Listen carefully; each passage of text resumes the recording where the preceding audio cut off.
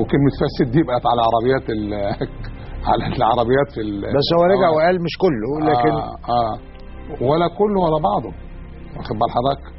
وابو نضاره مع الاعتذار لابو نضاره الله يرحمه، واخد بال حضرتك، قال لك مصالح. معرفش ناس يعني يا ريت لما يبقى حاجه زي ده يا استاذ اسامه، يبقى اللي عنده راي صادم زي ده، مش صادم للقضاه، صادم للمجتمع، اشرح ايه المصالح اللي كانت مع نظام مبارك. اي حد عنده درجه من الوعي او الفهم او الضمير، ايه مصالح القضاه مع الناس؟ يقول لك ولو كان هناك سكت القضاء على التزوير، سكت القضاء على التزوير في العصر السابق، والنهارده جايين بيقولوا بعد ما كانت في انتخابات نزيهه اشرفوا وهم مين عليها. اللي قال سكتوا عن التزوير؟ اللي بيقول كده كذاب، كذاب أشر. امال اللي حصل في 2005 ده في نادي القضاة كان ايه؟ ومحاربة التزوير اللي جابت 88 عضو من الاخوان المسلمين كانت ايه؟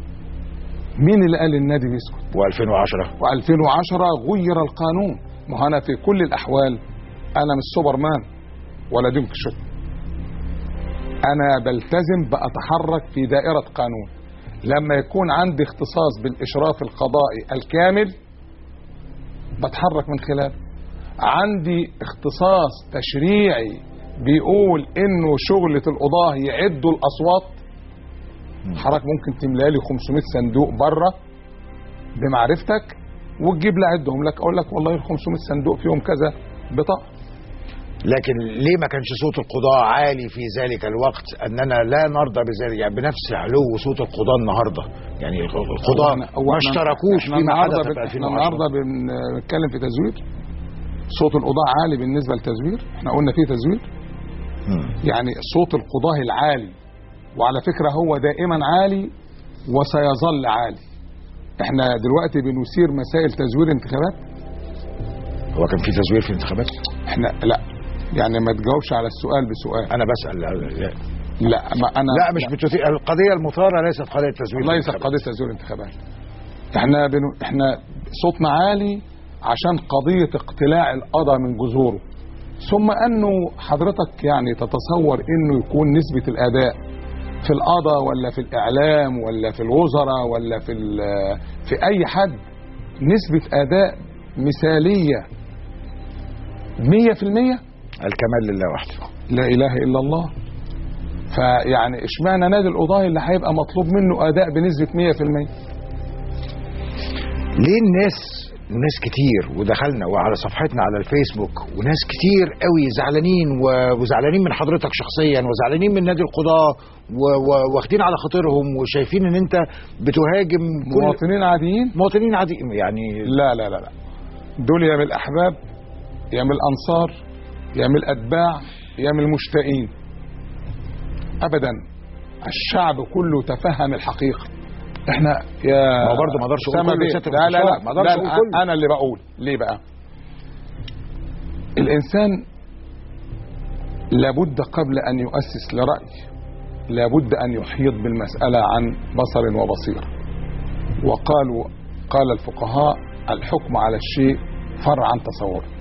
اللي بيقول لك زعلانين منك وبتهاجمه وبتعمله، هات لي دلوقتي، هات لجنة تحقيق او تقصي حقائق، اذكر او بين لي فيها او للمشاهد الكريم ان العدوان قد بدأ من جانب القضاة في اي امر مطروح على الساحة. انت عايز تعتدي عليا وتنكر حقي في اني اتألم، تنكر حقي في رد العدوان؟ من يقول هذا؟ من يقول هذا تخلت عنه صفة العدالة وصفة الفهم. أنا قاعد في حالي، أنا كسلطة قضائية قاعد في حالي، ما جيتش يمك. الانتخابات اتعملت أشرفنا عليها، نحن السبب في وجود هذا النظام. كويس؟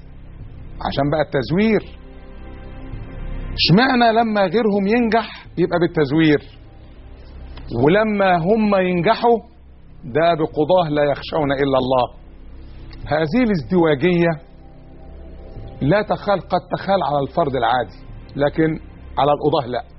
نمرة 2، نستعرض كده لو حضرتك ملم بالملف من أوله.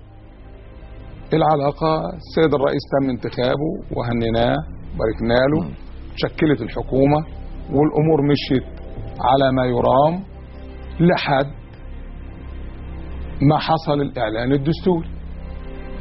قبل السيد الرئيس كانت هناك هجمة من مجلس الشعب المنحل على القضاء بلا مبرر. مجلس الشعب المشرع الحاضن الطبيعي للخلق وللنظام العام والآداب العامة اللي بيشرع علشان يعطي الحقوق لأصحابها ويرد الظالمين عن ظلمهم، وقفوا